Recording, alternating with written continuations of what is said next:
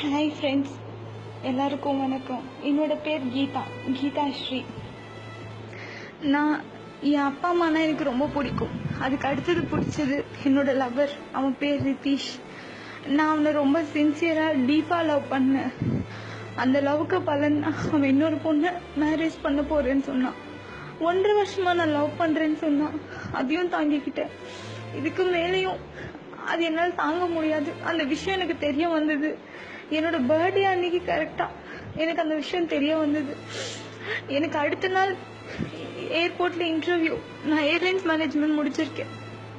என் interview அப்போது வந்து என்னோட ஃபோனை பிடுங்கி டெலிட் பண்ணி என் கான்டாக்ட்ஸை பிளாக் பண்ணி என்னமோ பண்ணா.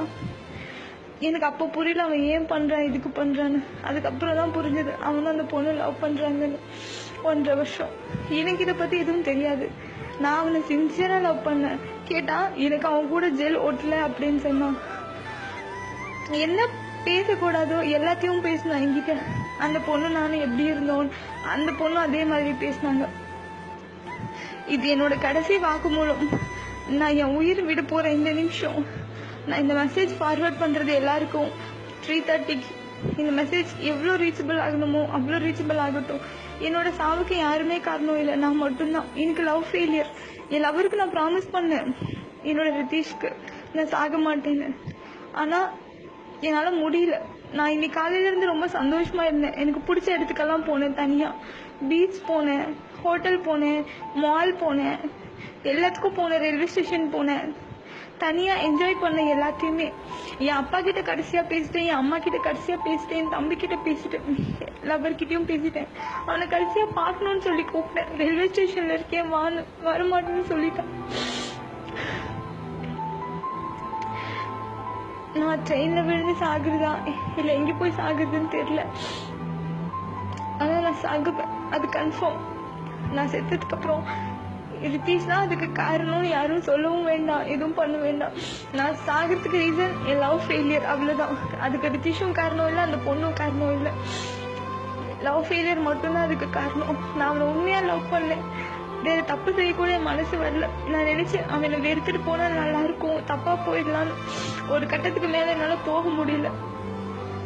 அதனால அவன் என் கூட இருந்த வாழ்க்கையை நினைச்சிட்டு நான் என் உயிரை விட்டுட்டேன். இந்த மெசேஜ் நான் எதுக்கு சொல்றேன்னா, தயவு செஞ்சு எந்த பையனும் ஏதாவது ஒரு பொண்ணை லவ் பண்றேன்னு சொன்னீங்கன்னா இன்னொரு பொண்ணு கிட்ட போய் லவ் பண்றேன்னு சொல்லாதீங்க. இந்த பொண்ணோட மனசு தாங்காது. எத்தனையோ பொண்ணுங்க தப்பு பண்ணுவாங்க, இல்லைன்னு சொல்லல. உண்மையா இருக்க பொண்ணை என்னைக்குமே ஏமாத்திடாதீங்க. அந்த பாவம் உங்களை சும்மா விடாது. 7 ஜென்மத்துக்கு உங்களை துருத்தும். எத்தனையோ பேர் டைம் பாஸ்க்கு லவ் பண்ணுவாங்க. அந்த பொண்ணுங்க டைம் பாஸ்க்கு மட்டும்தான் லவ் பண்றாங்க. சில பேர் உயிரா நினைச்சு லவ் பண்றாங்க. அந்த மாதிரி பொண்ணு தயவு செஞ்சு ஏமாத்தாதீங்க. பாவம் அந்த பொண்ணுங்க. உங்களை நினைத்துமே உங்க உலகம் நினைச்சு வந்திருப்பாங்க. அவங்க உலகம் இல்லைன்னு தெரிஞ்சோடனே இடிஞ்சு போய் விழுந்துட்டாங்க. இந்த மாதிரி நான் நினைச்ச உலகம் இது இல்லைன்னு தெரிஞ்சு போச்சு. நான் நினைக்காத உலகத்துக்கு போக போறேன்.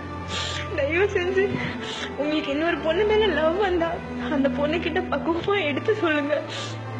அந்த பொண்ணை புரிய வைங்க. முதல்ல ஒரு பொண்ணை ஃபர்ஸ்ட் ஒழுங்கா நேசிக்க கத்துக்கோங்க. அந்த பொண்ணு முன்னாடி இன்னொரு பொண்ணை பத்தி பேசாதீங்க.